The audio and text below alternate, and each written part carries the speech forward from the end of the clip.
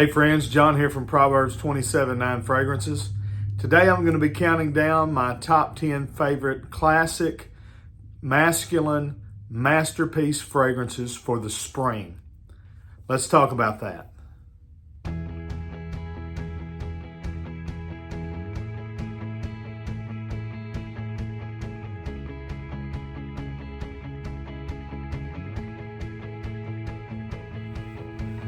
All right, if you would, go ahead and make sure you are subscribed to the channel.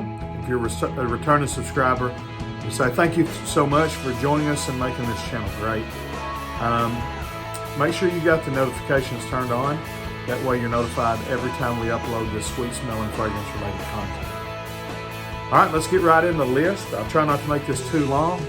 I've got them ranked in order of, I guess my favorites for this genre. I don't know. All of these fragrances are near and dear to my heart. At any point in time, I've probably named 3 or 4 of these as my favorite fragrance. So they fall differently on the list just because of the way I'm feeling this spring, I guess. But I'm going to start with one that has never made one of my lists. I detested it for a long time, and now I'm really starting to like it. But again, all these fragrances are classic, masculine, mature fragrances that really work good in the spring. Some of them you can wear year-round, but these really work good in the spring. They range from 1961 all the way up to 2020. So, number 10 on my list here today, a classic. This is a 1966 release. It's a woody chypre fragrance from the House of Aramis. This is Aramis for Men. So citruses, aldehydes, a funky animalistic leather oak moss combination here, and loads of musk. This fragrance is described as being very masculine, very sexy. It's got those nice bright citrus notes. There's nothing barbershop about this fragrance. It's all about that animalistic leather and musk with the oak moss. Really growing on me. I can't believe it. I guess my tastes are changing a lot. Number 9, what I'd call a similar fragrance. There's several on here that are very aldehydic, and I guess I just like aldehyde fragrances. Those, though, are very, can be considered very dated to some people, but this one makes a lot of my lists from the house of Giorgio Beverly Hills. This is Giorgio for Men. This is a fragrance that disappeared for a while, and I don't know if they found some new old stock or if they started making it again, but it's a great fragrance. It was in my cheapie list. My dad loved this. 1984, so it's not as old as, this is kind of the middle of the range here. But again, aldehydes, fruits, florals, honey, vanilla. It's described as a amber woody, but amber is not the major player here. There's no lavender listed, but to me it comes across kind of like a soapy lavender, semi-fougere fragrance, but a lot of aldehydes. Very good, and for the price you can get it for, it's a real classy banger. Number 8 on this list, from 1997, the house is Lalique. This is Pour Homme, and that is the lion bottle. Eau de Parfum concentration, but the Eau de Toilette works real good in the spring too. I tend to like Eau de Toilette concentrations in the spring because I'm wanting something that's a little more light and ethereal. It's going to lift up off the skin a little bit better. But either one of these is really good in the springtime. Here you've got lavender, rosemary, cedar, patchouli. It's a woody aromatic fragrance. This is one of those that, to me, it doesn't come across heavily dated. I think anybody in their late 20s all the way up to as old as you want to go can wear this confidently.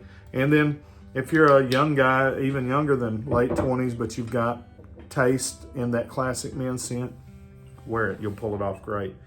Number 7 on the list, from 1961. This is the 2000 reformulation, but the 2023 release in the new bottle from the house of Guerlain. And this is vetiver. It's the eau de toilette concentration. Here, opens up with bright citruses, green nuances. There's a nice tobacco note that comes through, but it's all about the leather and loads and loads and loads of soapy vetiver. This was one of JFK's favorite fragrances. It was new when he was president, and I guess it was very in vogue at the time. I think it's still very wearable today. And again, this is one of them that I think you can wear at any age. Number 6, one of the newer ones, the newest one on the list so far. We're gonna go with back-to-back Boissés. Number 6 from the house of Mancera. 2011 release here, Cedrat Boissé. This is the eau de parfum, the original. There is a new intense version. I prefer this one. The intense version is that. It is very intense, thicker, richer, sweeter, sits heavier on the skin. That one's better to me in the fall and winter, cooler weathers. Here in the summertime and spring, you're gonna wanna go with this one. Citruses, fruits like black currant, similar to Aventus in that regards. I don't know if there's a pineapple note or not. To me, it doesn't smell like Aventus. It just smells Aventus adjacent. You know, it's in that same family, which this one's a citrus aromatic. There's a lot of aromatic touches here as well, like the rosemary, and then you've got patchouli, cedar, vanilla, moss, very mossy. This is a great fragrance. Again, any age can wear this. It's very popular in Fragcom. Our next Boissé, and this one is going from, let's see here, from the house of Guerlain as well. I think I've got 3 Guerlain fragrances on this list. Y'all know how I feel about them. This is a 2012 release from Guerlain. This is their own L'Eau Boissée. L'Eau Boissée. Described as a woody chypre, and let me tell you, it's not. You know, a chypre fragrance is citruses on top, labdanum and patchouli, and in the mid, and then a base of oak moss.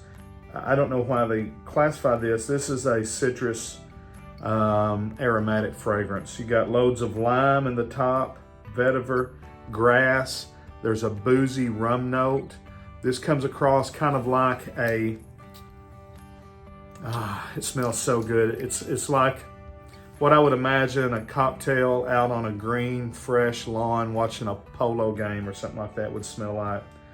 But this is springtime in a bottle. This is, if you was to take Dior Homme 2020 and add a bunch of lime to it, juicy it up a lot, they're very similar. This is a better fragrance though. It's hard to find right now, but when it does come back available, you know, you can still find it. You've got to pay a little bit of a premium for it, but it's a great fragrance. You really need it. All right, number 4 on our list, one that has made number 1 spots on many of my lists before. One of my favorite fragrances from one of my favorite houses, all the way back in 1966 when this was originally released. This is a 2000s version of that, but from the house of Dior, Eau Sauvage, Eau de Toilette. Lemon, basil, jasmine, vetiver, musk. There's a lot more notes in it, but that's how it comes across in that particular order. It opens up with a bright, beautiful, juicy, natural citrus and lemon notes. There is this amazing aromatic basil kind of herbal quality that comes out. Then you get this very gorgeous jasmine, honeysuckle type vibe. And then it finishes off with a beautiful soapy vetiver, and clean white musk feel. There's some people that say this smells dated. I don't get it at all. If I didn't know what it was and you told me it was released in 2012, I would believe you. I think it's one of the most fantastic fragrances ever made, and that is Dior Eau Sauvage. All right, in our number 3 spot, another fragrance that's made several of my top lists over the years. From the last one here from Guerlain. This is Guerlain Heritage Eau de Toilette. 1992 release, described as a woody spicy. I believe this was Jean-Paul Guerlain's last fragrance that he made. If that's not correct, I apologize. But this one is all about the aldehydes. Loads of lavender, florals, moss, cedar, carnation, rose. I mean, there's all these florals, there's all this stuff, but you got cedar, patchouli, leather, amber, vanilla. There's so many notes, it's so complex. But again, it's all about the woods, the spices, the aldehydes. It's his tip of the cap to all of the great fragrances that have ever come out. This is heritage, So this is fantastic. This is a year-round type fragrance, but it's fantastic in the springtime when you want to smell like a classic grown-up gent. Reach for that. All right, last 2. Number 2 spot, 2006, from the house of Hermes. This is Terre de Hermes. Another woody spicy. This one, it's all about that orange. There's some other citruses in the top. There's a great pepper note added to spice it up. But patchouli and vetiver. And this is where some fragrances come across as a soapy, clean vetiver. This is more of an earthy, kind of dirty vetiver. It's been described as that dirty orange vetiver note. A lot of that has to do with that earthy patchouli. This fragrance is has led to so many other great fragrances coming out on the market,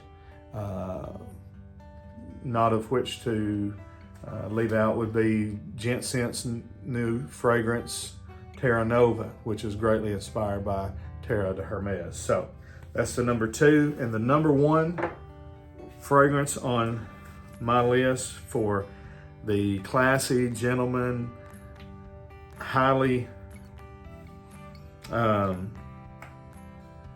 complimented, grown-up fragrances. Number 1, the newest one on the list, 2020, from the house of Tom Ford. This is Beau de Jour. Eau de Parfum concentration here as well. What is this fragrance? It's all about lavender with this one. It's lavender, lavender, lavender, lavender. And then you throw in some oak moss, some patchouli, some basil, and a few florals just to kind of give it some body and some character. But this fragrance is so good. I've been wearing it a lot, as you can tell, because this bottle is not very old and I'm already halfway through it. And on top of that, I have a backup bottle at home that I use as well. So you can see I'm going through it a lot. I love to just smell it. Even on days that I'm not wearing it as my scent of the day, I'll spray it on my hand just so I can spray it.